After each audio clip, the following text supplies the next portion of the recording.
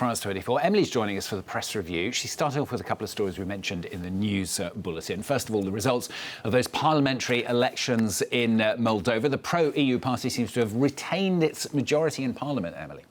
Let's have a look at the Moldovan press, starting with the Journal here. This is their front page on their website, the Chișinău Journal, and its headline reads, Chișinău residents choose EU. Initial results show an impressive victory for the Action and Solidarity Party with around half of the vote. The article says that the pro-Russian party is quite far behind. The patriotic electoral bloc gathered around 24%. Now, it also discusses how the diaspora voted.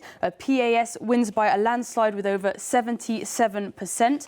Moldovans abroad account for a large part of the vote, but it seems they had some trouble getting to the ballot box yesterday. This article in Moldova Live here is discussing bomb threats which targeted polling stations abroad.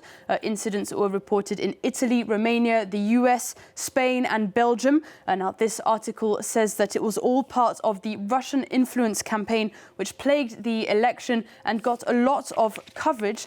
Now, a lot of the research about that influence was coming out of a Moldovan outlet here, the Ziarul de Garda, an investigative paper based in Moldova. One of their journalists infiltrated the, quote, Kremlin digital army, a network of Russian agents. She was paid in cryptocurrency, trained to become an info activist and push Russian propaganda posts online. Finally, on this story, the US-funded Radio Liberty here calls the result a hat-trick for Maya Sandu, the win coming less than a year after she won the presidency and a referendum on EU membership. Now, it says that, quotes, Moldova could be the locomotive that pulls Ukraine with it into the European Union. Now to the other election race we're talking about on the programme today. This is New York Mayor taking another turn. What have you found, Emily? Starting with the Trump-supporting New York Post, a tabloid, here with news that Eric Adams has dropped out of the race. He announced the news in a odd video online where he warned about political extremism and said that children were, quotes, being radicalized to hate our city and our country. Now, the New Yorker has a slightly different angle on this story today. With this article here, it says that he made official what had been obvious for quite some time. The article tears through Adams' history as mayor. It says, quotes, the roster of forgettable, failed, crooked and compromised New York City mayors is a long one, and yet Adams will stand out for some time. Finally, on this AM New York, a free paper from the city says, and then there were three: independent Andrew Cuomo, Republican Curtis Sliwa, and Democrat Zoran Mamdani are the last ones left in the race. The Cuomo-Mamdani face-off that Trump was hoping for looks likely. The president reportedly offered Adams a job as ambassador to get him to drop out of the race and increase the chances of Mamdani losing the election. Now, the Democratic candidate is still well ahead in the polls ahead of the election day on the 9th of November. I'm going to take you to Saudi Arabia for this next one. This is a comedy festival, but it doesn't seem to have landed that well among stand-up fans.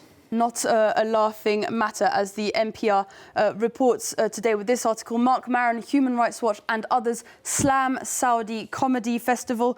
Comedy figures have accused it of being designed by the Saudi government to deflect attention from its brutal repression of free speech and other pervasive human rights violations. Deadline is also covering this story here with this article. It illustrates the extent to which the event is controlled by the Saudi government. Comedian Atsuko Okatsuka revealed the terms of the contract that she turned down. Quotes, the artist shall not perform any material that could degrade A, the Kingdom of Saudi Arabia or its leadership, B, the Saudi royal family, or C, any religious traditions, figures or practices. Now, she turned down that contract, but she pointed out that quite a lot of what she calls "you can't say anything anymore" comedians ironically did sign off on those strict censorship rules. It was Human Rights Watch that published their report on the festival, and they name a few of the A-listers taking part: Bill Burr, Jimmy Carr, Aziz Ansari, Dave Chappelle or Pete Davidson, among many others. And finally from Emily, she's going to take us to the weekend sporting news. Not going to mention the Ryder Cup, though. You're talking about other things, aren't you, Emily? What are you talking about? I'm talking about this article in The Guardian and coverage there. The roar of the Roses, the English Red Roses, and their win at the Rugby World Cup this weekend. Record-breaking in many ways, 82,000 fans at Twickenham and television audiences reaching 5.8 million in the UK. But there's another sporting event that I would like to draw your attention to, Stuart, from ABC News and Australia, the Outback Festival. They have loads of quite odd sporting events, including the Outback Ironman, which rather than swimming, cycling and running includes carrying fencing gear, hurdling hay bales and trekking through swamps. But it gets even weirder. This here is a little bit of cowpat discus. Cowpat discus? Yeah, the Incredibles family, they're taking part in that iconic event. And finally, one of my favourites here is the Portaloo races there with Kung Fu Panda doing quite well in the event, I've heard. I think the Olympics should worry, to be honest. I think those kind of events could, give it a new lease of life. Viewership competition for sure. Exactly, yeah. Nicely put. Emily Boyle with the papers up for us 24.